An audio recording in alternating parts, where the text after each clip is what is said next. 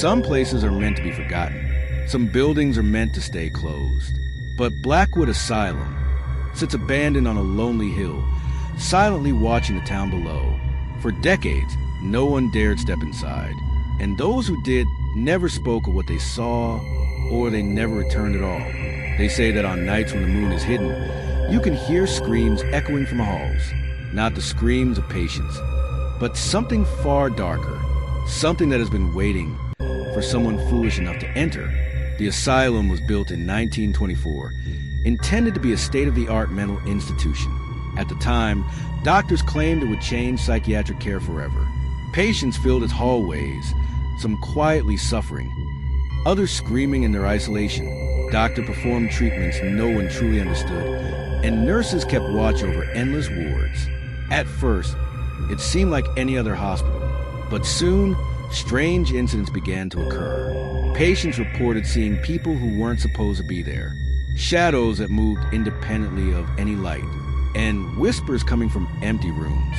Rumors spread among the staff that some patients were taken to hidden wings of the asylum at night, wings that weren't on any official blueprint. Some of those patients were never seen again. One stormy night in 1948, a young night nurse named Clara was making her rounds. The wind howled outside, rattling the windows, and the asylum was eerily quiet. She walked down a long hallway lined with locked doors, carrying a single lantern. Every now and then, she heard faint whispers. At first, she thought it was the wind, but the voices grew clearer, and they called her name. Clara, Clara. She froze, heart pounding. She looked down the hall, but no one was there. Suddenly, she noticed the door at the very end of the corridor, the one that should have been sealed for decades, slowly creaking open. The hidden wing was unlike anything Clara had ever seen.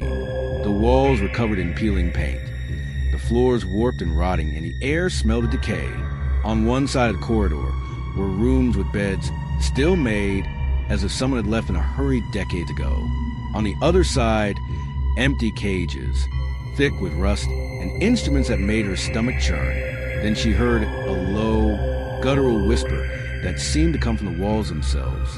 Leave or stay forever. Clara's lantern flickered.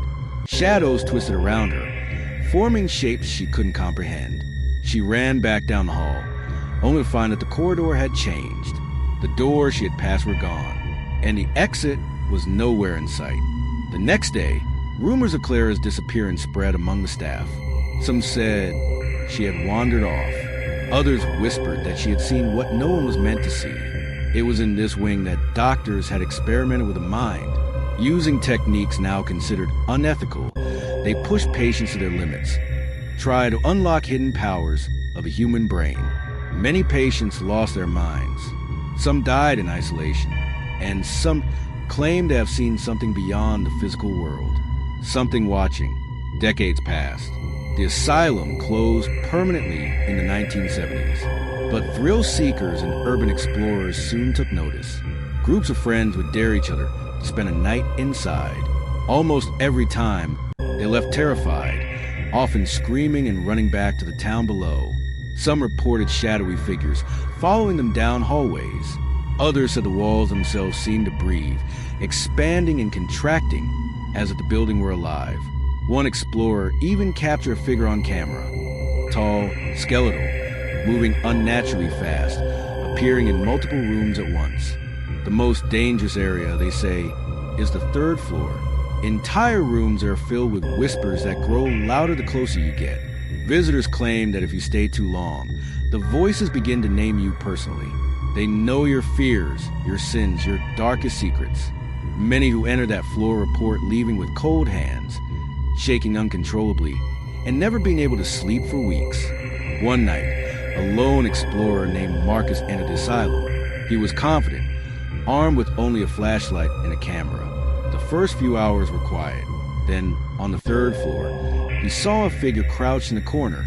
At first, he thought it was a mannequin, but as he approached, the figure raised its head. It had no face, just a dark void where its features should have been. Marcus tried to speak, but no sound came out. The figure moved toward him, gliding over the floor without a single step, and the whispers began. repeating his name over and over, louder and louder, until he blacked out. He woke up outside the building, the night sky above him, and the asylum doors slamming shut on their own. Over the years, paranormal investigators try to document the activity inside Blackwood. Cameras, voice recorders, EMF meters all captured strange anomalies. Doors slamming by themselves, cold spots appearing in hallways, glimpses of shadowy figures in abandoned rooms. The most unsettling recordings are the audio clips. Whispers, laughter, and sometimes the sound of children crying. Some recordings capture voices repeating a chilling phrase. "We never left and we never will." Locals say the asylum is cursed.